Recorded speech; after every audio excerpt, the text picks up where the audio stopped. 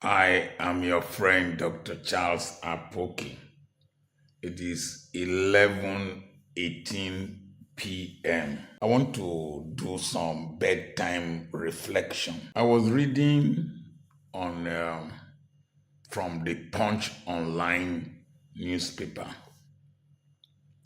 October 22nd, 2025, that the Attorney General of the Federation said that they were going to review the presidential pardon list because of issues that were raised, because some fellows were smuggled into the list by low-level officers in the committee that was set up to review, to present names to the presidency. That some low-level officers smuggled in some names.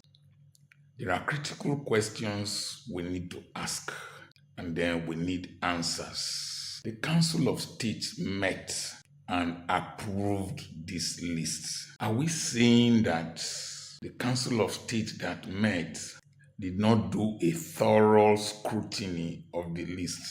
Are we meaning to say that they just went there and said yes to the list that the president presented to them? Do we mean to say that the Council of States, the people who constitute that body, that they are ignorant of the happenings in this country? Excuse me. That they are ignorant of the happenings in this country? Every articulate person should be aware of, or could just easily Google the names of such people. Or before the list was submitted to the president and then to the Council of States meeting, did any person, including the Attorney General of the Federation, not vet that list? Are we trying to say that before the announcement was made, these security agencies that are going to vet that list were not consulted, and that the National Security Advisor was not consulted? Are we meaning to say that such a sensitive issue was carelessly handled, left in the hands of low-lying officers, low-level officers? What if it was a more serious agreement that we're going to sign with another country? What if it was a life and death situation that somebody's life will have ended because some low-lying officers, low-level officers smuggled names into? We're talking about governance at the peak presidency. Governance at the peak. No wonder somebody like Sunday Jackson, who out of self-defense and self-protection inadvertently led to the death of a Fulani herdsman that invaded his farm, was not on that list. Do we just assume that those people, those drug traffickers, all kinds of fellows whose names entered the list, did not bribe somebody, did not grant favors to any person? Do you think those people who smuggled those names in, nothing, they didn't benefit anything in a country like ours? What punishments, sanctions are going to apply to those low-level officers? I keep calling them low-level officers. It is shameful.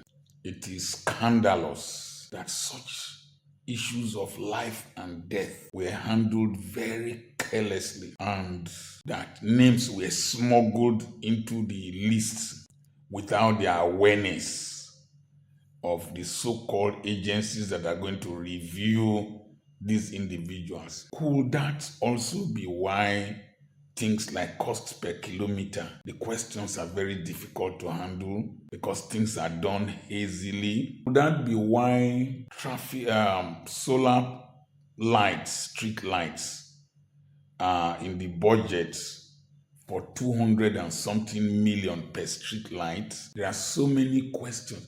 Could that be why somebody just came up that you don't need mathematics to a credit in maths to enter university again, and then suddenly there is a reversal? Don't prove me right. Before the president got to this stage in life, in governance, in the present tenure, I did a video that we're going to be seeing a recurrence of policy somersaults. They had not done any I just said they will make policies and they will recant and they will do it. We need to take this country very seriously. Take serious things very seriously. And it's always irritating when I see politicians during the campaigns. They turn everything to dance. Either you carry a cocoa or you carry broom or you carry umbrella or you...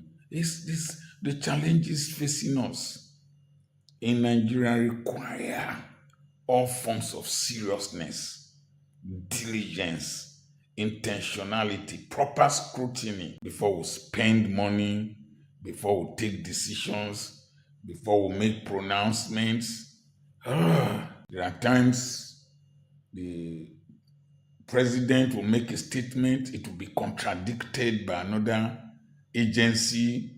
We present something, then the World Bank will contradict, then we'll start explaining, and they'll talk about genocide. Instead of presenting data, we start debating and sending people from for once.